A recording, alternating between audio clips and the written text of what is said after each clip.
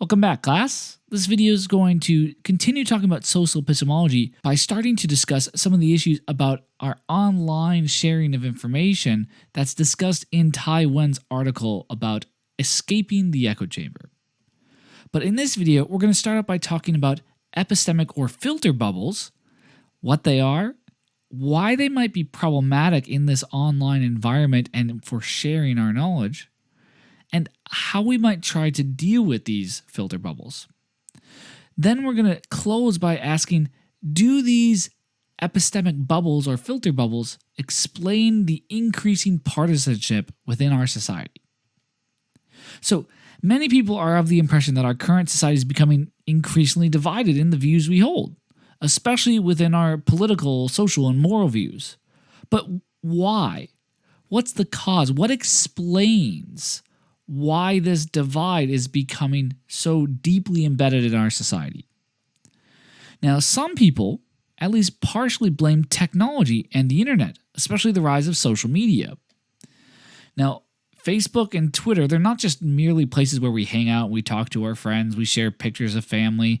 No, Facebook and Twitter have become sources of information. These are places people go to try to learn about what's going on in the world around them and to try to understand different ideas and concepts and topics. Now, it isn't just that the internet is a source or one source of information for people, but it's come to play such a large role that we might even say it's a primary source that people use to gain information in their lives. There's been some studies to suggest that people have come to use their Facebook feeds or Twitter feeds as their central way of getting news about the world around them. And so because of that, at this point in time, in this point in history, it seems that the role the internet plays in our forming beliefs and trying to come to understand the world around us has come to be so prominent that it is comparable to the role that perception and memory play in our ability to try to understand the world around us. Now, there are obviously benefits to being able to consume and share information online. I'm able to share information with people halfway around the world instantly, people I've never met. But I'm also able to get information from them and learn about cultures that I've never experienced, learn about places and histories that I have no part in by communicating with experts in fields across the world. But despite these benefits, there's also different features regarding the way people generally consume and share this information online that many people think that it poses a significant challenge to our ability to gain and share knowledge. That there's so much misinformation, there's so much deception and manipulation that we can't know whether the things we read online are true, and we're oftentimes led astray by these features. So what are the features of our online lives that pose this kind of threat? Now, one of these features to take into consideration is the fact that the information you're exposed to online is curated. It's curated by you, and it's also curated by various algorithms that are working behind the scenes without you being aware of it. So firstly, we purposely surround ourselves with people online that have similar values, beliefs, and interests as ourselves. When you go to Facebook or Twitter, you can block or unfollow people that you find annoying, offensive, unintelligent, etc. There are people, when I go to my Facebook feed, the people I'm friends with are people that share similar values with me. They're people who post things that I like, that I also find humorous. If someone just keeps posting stuff that I find annoying or offensive, I'll click that mute button or maybe just unfriend them. So those are ways that we ourselves curate the information that we are exposed to online. But sites like Facebook and Google, they also use various algorithms behind the scenes to filter what information you are presented, you are shown in your newsfeed or your search results. So online sites use a number of tools to gather information and data about you. The posts you like, which news articles you click on, how long you do. They also likely know information about your age, about your location, whether you're a student or not a student. The amount of information that these sites are able to get from the way that you use the internet is is dumbfounding. It's absurd how much information that they have. And then they use those algorithms to make predictions about what kind of content you would like to see so they can show you more of that. And so the way this information is curated both by us and by these algorithms seems to make it much more likely that we're going to see information that we want to see and see information that we already agree with. And the information we disagree with and the information we don't like is a lot less likely to make it through that filter, and so we're a lot less likely to be aware of it.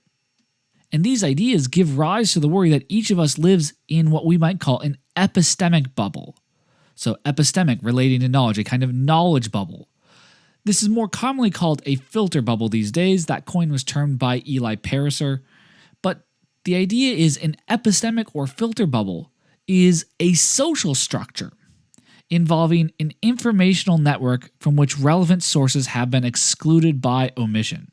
Now, having these filters to weed out certain information and only let in others does in fact have its benefits, and it may be necessary to some extent to have some of these filters. They will help us find information much more quickly, since we won't have to weed through everything on the internet. Moreover, using these filters might make it more likely that the stuff we do see is actually relevant to our needs and interests. And this is because mainly there's just so much information online that no one person can possibly sort through all of it to find what is and is not helpful for their purposes at hand. And so these filters serve as a way for us to more easily find what's needed.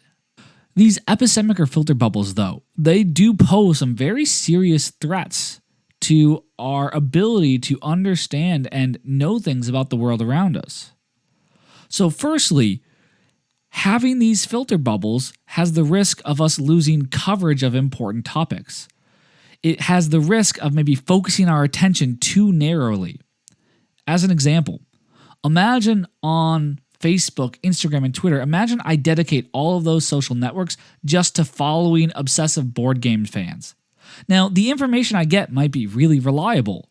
I'll know all the latest stuff about the newest board games that are coming out, what's been reviewed well, what has turned out to be duds, where the conventions are, whatever they are.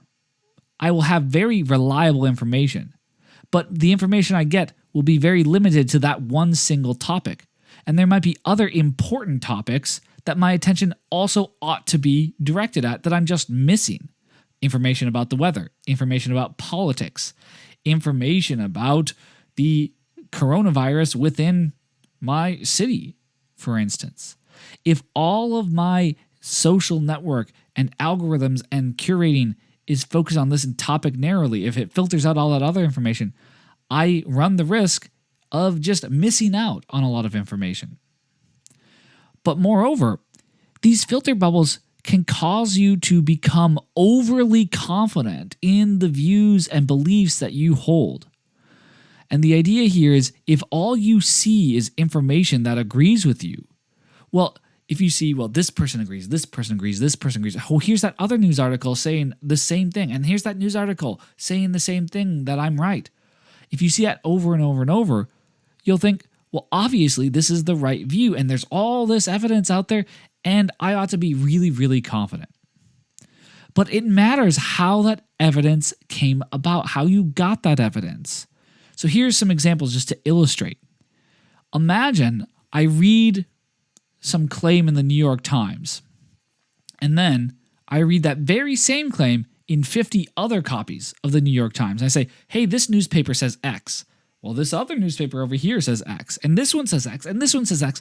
Hey, look at all these newspapers agreeing that X is true. I should be really confident that X is true since I have all these different pieces of evidence telling me that it's true. The fact that 50 different copies of the New York Times all say X, that agreement isn't a good reason to be especially confident that X is true, because given that all these newspapers are just copies of one another, obviously they're going to say the same thing. Now, it's slightly different in the case of filter bubbles online, but consider this kind of example from the article.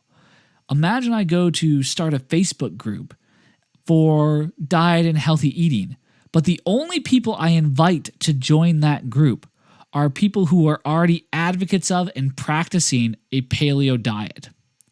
And now I go into that group and I see everybody, all my friends posting articles about how great the paleo diet is. I see my friends posting before and after pictures saying how much success they've had with the paleo diet. I come to this confidence that this is the healthy diet, that this is what I ought to be doing, this is how I ought to be eating. But I shouldn't be that confident given where I got that evidence, given how that evidence has been filtered. If I only invite people who already advocate for that, well then, even if there is good evidence against my belief, I wouldn't see it. It would be filtered out since I'm getting all my evidence from this. My evidence, my information that I'm being presented with is biased in that way. It's already biased towards confirming what I already believe. It's a very sophisticated form of what's called confirmation bias. What's the solution, though? How do we escape, or better yet, how do we avoid people getting stuck in these epistemic or filter bubbles?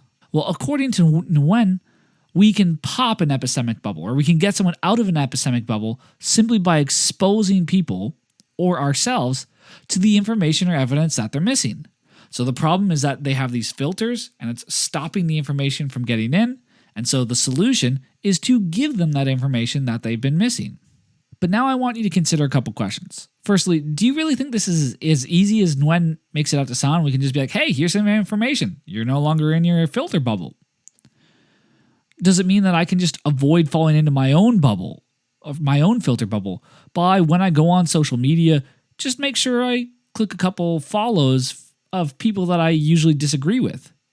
Or when I start researching topics like abortion or the Middle East or whatever it happens to be, I just make sure to Google articles from people that disagree with me? Do you think there might be any other kind of strategies that we might use to try to avoid these epistemic filter bubbles? Or strategies that we could use instead of simply searching out extra information? Or strategies we could use in addition to this? And the reason I say this is because I'm just not so sure that this is as easy of a fix as Nguyen thinks. I don't think it's as easy as just looking for the information you're missing, because when you look for that missing information, it too, how it's presented to you, is likely to be filtered by these epistemic bubbles. So for instance, let's say I want to get information about COVID-19 precautions. And so I start Googling people who disagree with me. And so I search specifically in Google for those positions. And I get a couple hits of people defending those positions. But I think given what Google knows about me, what Google knows about my positions, I think it's likely that right under that article defending this disagreeing view, I'm also likely to see a website maybe listed one or two below. Maybe I get the Snopes article that's responding to that initial there to show why that information is mistaken. And so even though I see the disagreeing information, I also see the rebuttal trying to defend my side because of that filter bubble. Now, going a bit further, many people seem to think that these epistemic or filter bubbles are the cause of much of the recent polarization we see. That is, the information conservatives see online is filtered so that they're much more likely to see conservative content that agrees with and confirms their core beliefs to them. On the other side, the information liberals see online is filtered so that they are much more likely to see liberal content that agrees with and confirms their core beliefs to them. And so each side is continually seeing information telling them they're right. They don't see much of the disagreeing side, and that causes them to become much more confident in their beliefs, and also that much more confident that people who disagree with them are wrong. And so when people start having conversations, they just think the other side's clearly wrong. They never get their beliefs fixed, and we're never able to get to agreement amongst people within our society. So this is one explanation that people give. However, it isn't clear that these epistemic or filter bubbles are really the correct explanation for why our society is so divided in our political and social beliefs about the world around us. Because many people report following and reading information from the other side. Moreover, studies have often suggested that when people sort of go outside their bubble and they start reading, so conservatives start reading liberal media, liberals start reading conservative media, when they do so, they don't actually lessen their confidence in their views. They actually tend to double down and become more confident that their side is right after they've been exposed to this conflicting information from the other side. And that suggests that there may be more going on than people merely failing to hear the evidence from the other side. So what else could it be that's causing this kind of clash, this kind of inability to come to agreement or to discover our own mistakes and to change our views, whatever they might be? Well, that's it for this video. Next time, we'll investigate that kind of question. See you then. Bye-bye.